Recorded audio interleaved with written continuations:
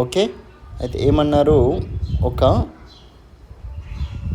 దేశంలోని శ్రమ, మూలధనం, ప్రకృతి వనరుల సాయంతో ఉత్పత్తి చేసిన విలువకు ఎన్ఎఫ్ఐఏ గురించి ఇక్కడ మాట్లాడుతున్నారు.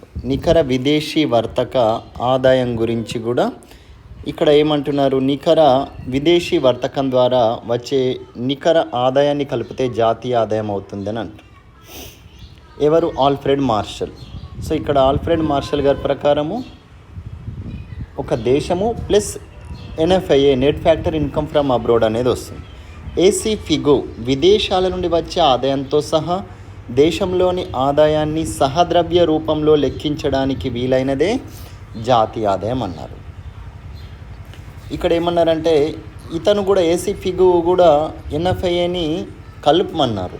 అలాగే దేశంలోని ఆదాయాన్ని కూడా సహద్రవ్య రూపంలో లెక్కించడానికి వీలైనదే జాతీయ ఆదాయం అన్నారు. మరి ఫిషర్ ఏమన్నారు, వినియోగదారులు మానవ వనరులు లేదా భౌతిక వనరుల నుండి పొందే వస్తు సేవల సముదాయాన్ని జాతీయ ఆదాయం అన్నారు.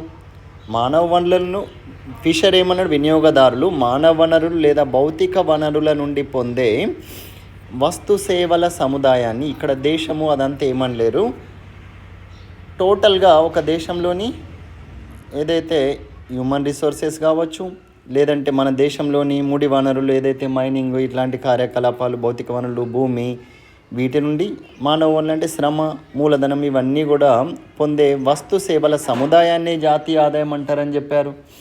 నెక్స్ట్ ఇది అయిన తర్వాత సైమన్ కుజినెట్స్ ఏమన్నాడు, ఒక దేశ ఉత్పాదక వ్యవస్థ నుండి అంతిమ వినియోగదారులకు ఒక సంవత్సర కాలంలో ప్రవహించే వస్తు సేవల నికర ఉత్పత్తిని జాతీయ ఆదాయం అన్నారు.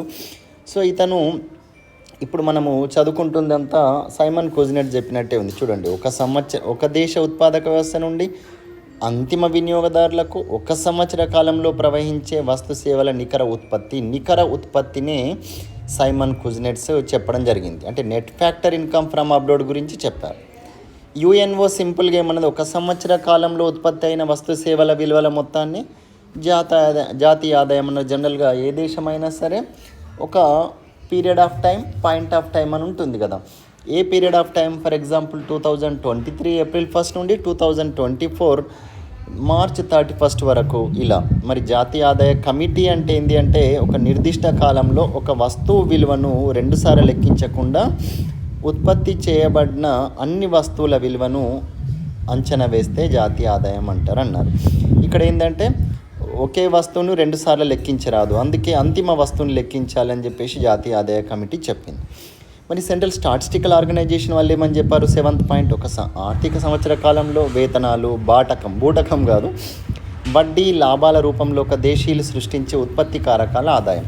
So according to central statistical organisation, జాతీయ గణాంక సంస్థ ప్రకారము మనం ఏం చేస్తున్నాం, వేతనాలు ఇస్తున్నాము, బాటకము అంటే రెంట్ ఇస్తున్నాము, మరి వాళ్ళు పెట్టిన ఇన్వెస్ట్మెంట్కి వడ్డీ, సో ఇంకా ఉత్పత్తిదారుడికి లాభాలు. సో ఈ నిర్వచనాలన్నీ కూడా జాతీయ ఆదాయాన్ని అర్థం చేసుకోవడానికి ఉపయోగపడుతున్నాయండి.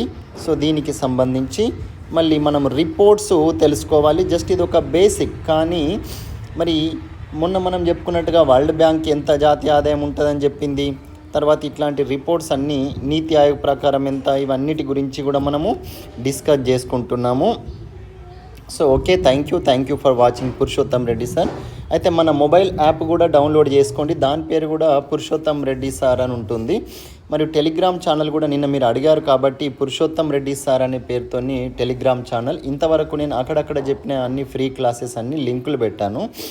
సో ఓకే, మన యూట్యూబ్ ఛానల్ని కూడా డౌన్లోడ్ చేసుకొని లైక్ చేయడం మర్చిపోవద్దు.